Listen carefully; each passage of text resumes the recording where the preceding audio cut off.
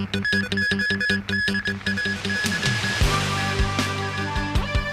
NPC adopts a decision on national security legislation for Hong Kong. The U.S. says it'll no longer treat Hong Kong as autonomous for trade and economic purposes.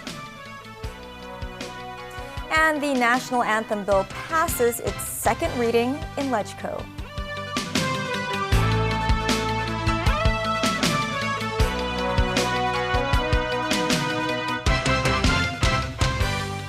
Hello and a very good evening. The National People's Congress today approved a decision on national security legislation for Hong Kong. A resolution passed by an overwhelming margin authorizes the NPC Standing Committee to draft the law to be listed in Annex 3 of the Basic Law. Jackie Lin has more details. President Xi Jinping and other state leaders attended the closing meeting of the annual session of the National People's Congress in Beijing. NPC deputies passed a number of resolutions, including one on national security legislation for Hong Kong. With 2,878 votes in favor, 1 against, and 6 abstentions, they adopted a decision to establish and improve the legal system and enforcement mechanisms for the SAR to safeguard national security. The resolution passed also empowers the NPC Standing Committee to draft a national security law for Hong Kong. Under it, acts to split the country, subversion, terrorism, and foreign interference in Hong Kong will be criminalized. When the need arises, the central government could set up agencies in the SAR for national security purposes. The scope of the legislation has also been expanded from its earlier version to cover only acts or behaviors to include the attendance and participation in activities that endanger national security. But suggestions to bar foreign judges from handling these cases in Hong Kong courts have not been included. In his closing remark, NPC Standing Committee Chairman Li Jiangshu maintains the decision aligns well with the fundamental interests of Hong Kong and all Chinese people. The sentiment was echoed by Premier Li Keqiang. The decision adopted at the NPC session is designed for steady implementation of one country, two systems, and Hong Kong's long-term prosperity and stability. In the coming few months, more details of the national security law will be hammered out. The legislation will then be listed in Annex 3 of the Basic Law and promulgated by the Hong Kong government without going through the city's legislative debates and scrutiny. Jackie Lin, TVB News. In Beijing, Premier Li Keqiang says China will not tolerate any COVID-19 cover-ups.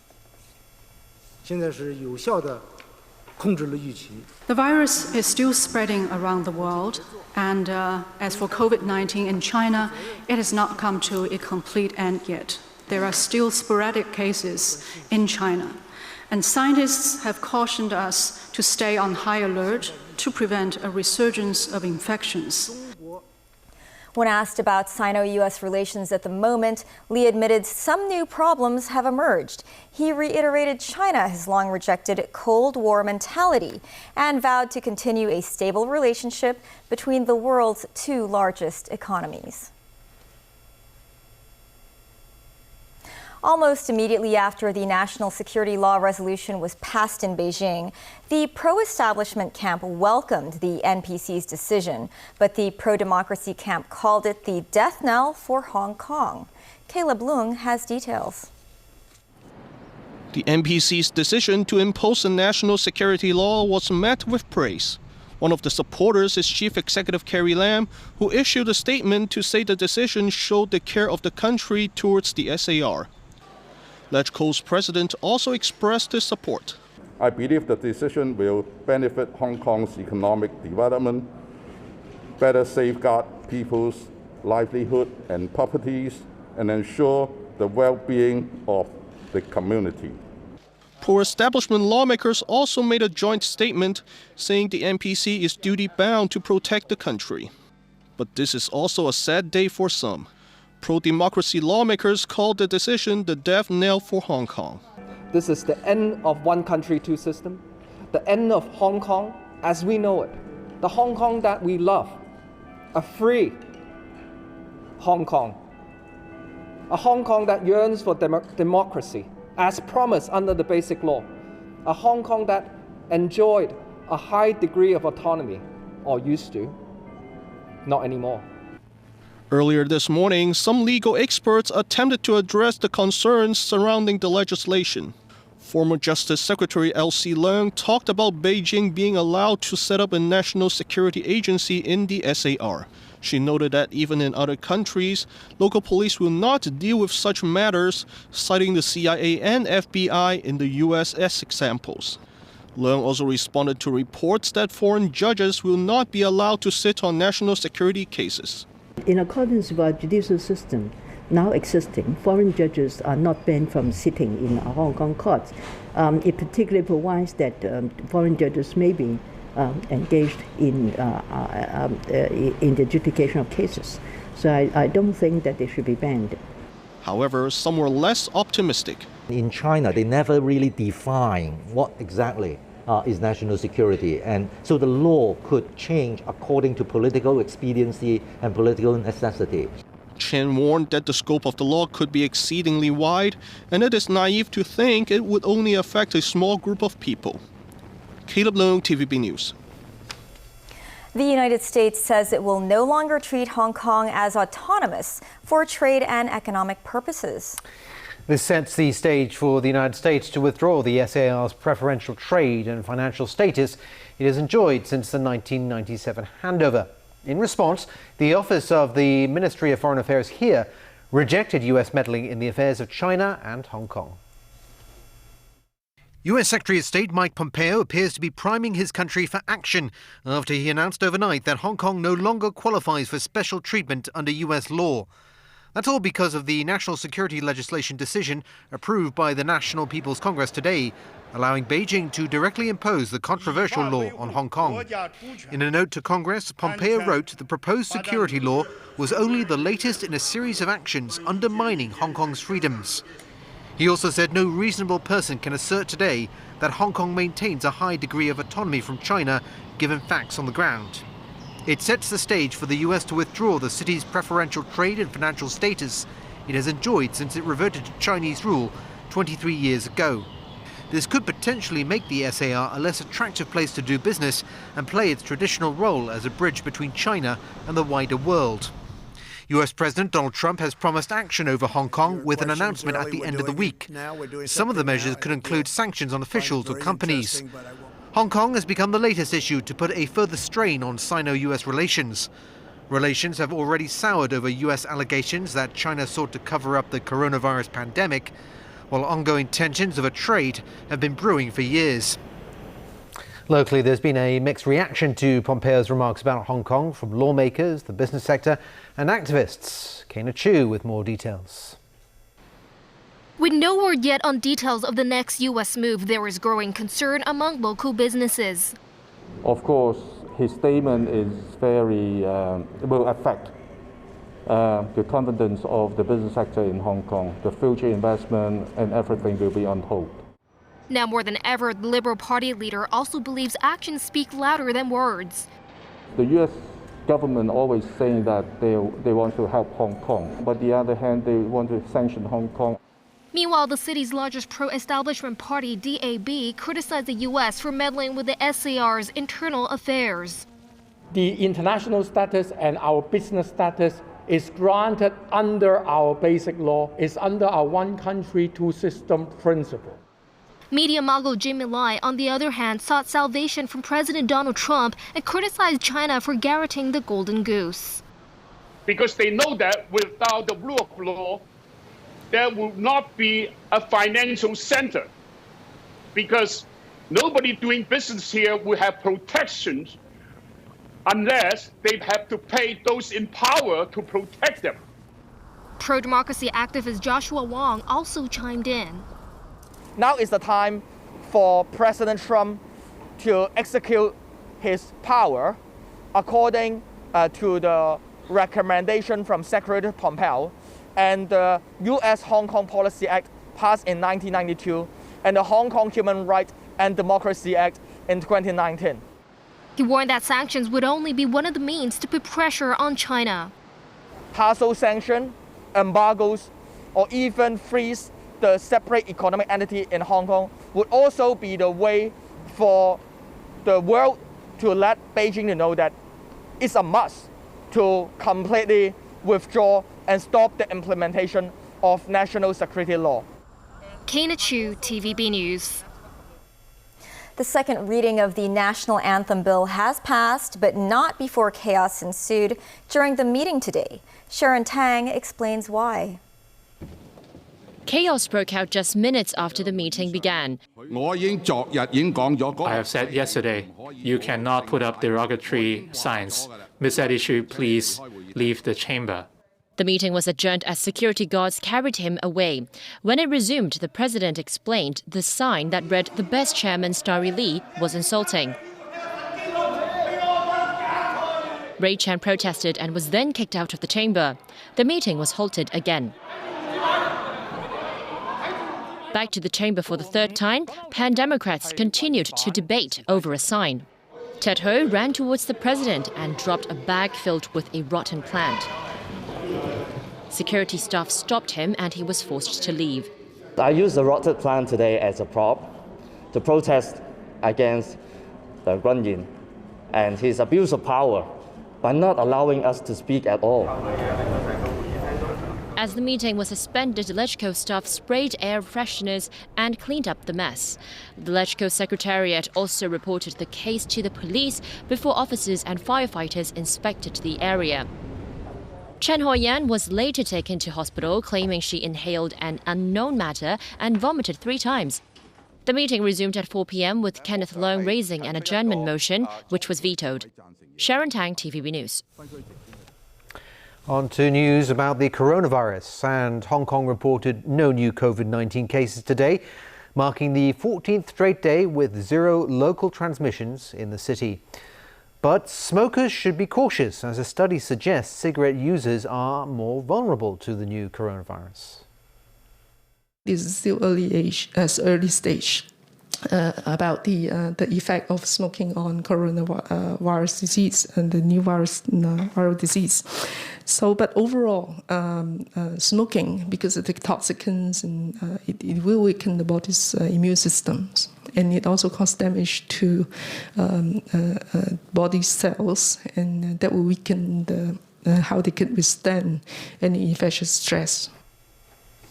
Overseas, the United States has officially passed the grim milestone of 100,000 deaths from COVID-19.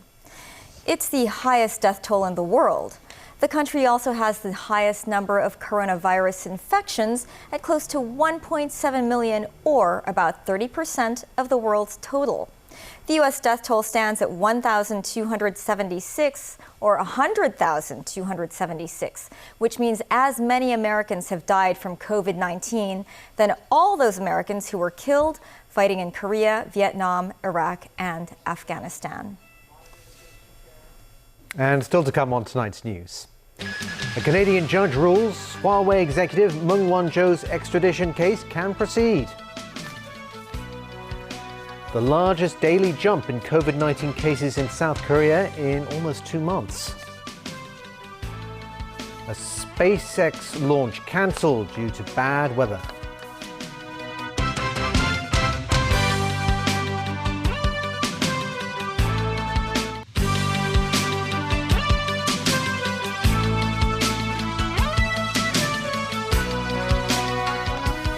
Welcome back.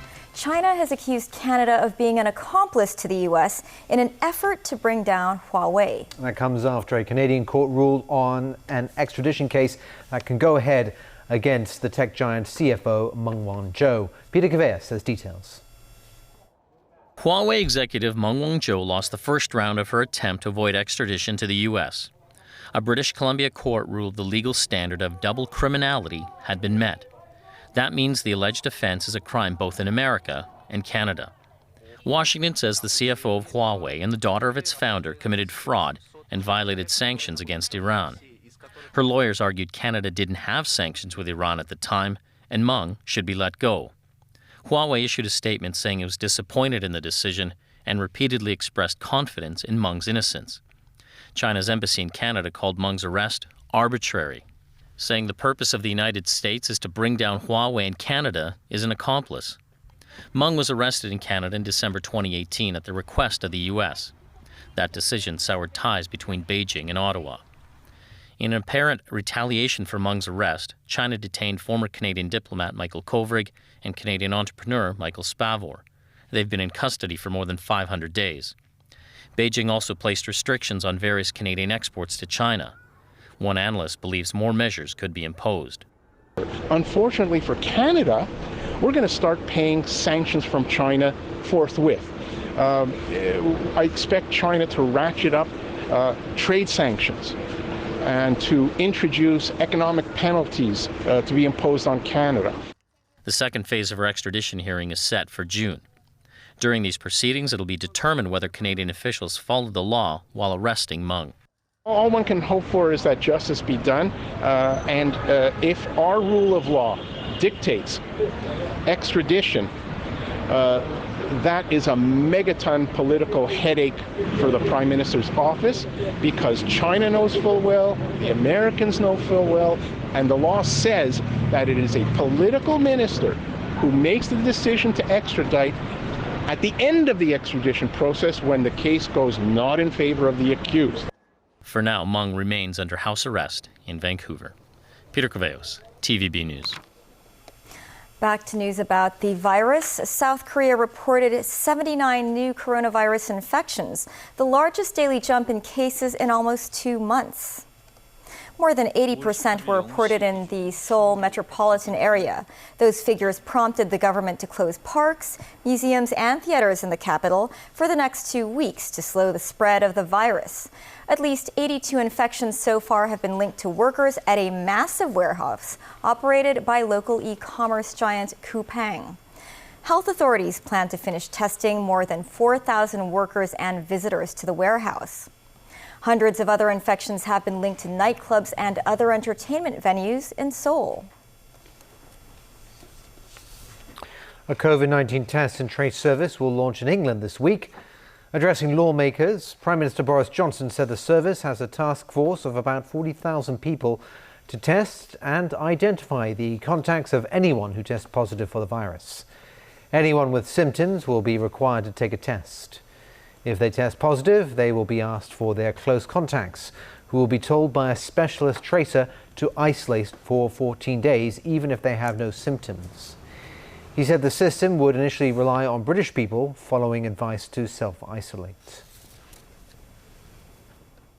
We will be asking people to stay at home. If they don't follow that advice, what we will be saying is we will consider what sanctions may be necessary. Over in the U.S., violent protests have broken out in the city of Minneapolis over the death of a black man in police custody. The man died after an officer knelt on his neck. The city's mayor has called for criminal charges against the white police officer. Leslie Tang has more. There's been an outpouring of rage over the death of George Floyd, which was captured on video by a bystander. Hundreds have been taking to the streets and setting fires by the police station in the area where he was arrested. The video filmed outside a grocery store shows Floyd being pinned to the ground by a white police officer who kneels on his neck. Floyd can be heard saying he couldn't breathe before going limp. 4 officers involved in the arrest were quickly fired. The city's mayor is calling for criminal charges. Why is the man who killed George Floyd not in jail? If you had done it, or I had done it, we would be behind bars right now. And I cannot come up with a good answer to that question. With tensions boiling over, looting has broken out. Chaotic scenes spread as far as Los Angeles, with angry marchers smashing the windows of a California Highway Patrol vehicle. Leslie Tang, TVB News. A historic flight of U.S. astronauts into space has to be scrapped due to stormy weather. The landmark moment for Elon Musk's SpaceX and NASA would have been the first flight of American astronauts into orbit from U.S. soil in 9 years. Astronauts Doug Hurley and Bob Behnken were supposed to embark on the 19-hour ride on board the newly designed Crew Dragon capsule to the American space station. The countdown was halted at just 15 minutes and 54 seconds before the SpaceX Falcon 9 rocket had been due to launch. SpaceX will make a second attempt on May 30th. Back locally, the organizer of the annual June 4th Candlelight Vigil insists commemorations will continue this year. The Hong Kong Alliance, in support of patriotic democratic movements of China, says if the event cannot be held at Victoria Park, representatives will still go there and live stream their activity online. This, as the ban on public gatherings of more than 8 people will still be in effect next Thursday. Members of the alliance met with the police today, but said authorities did not promise the event can take place. And that is our main news for Thursday night. Thanks for watching. Bye for now.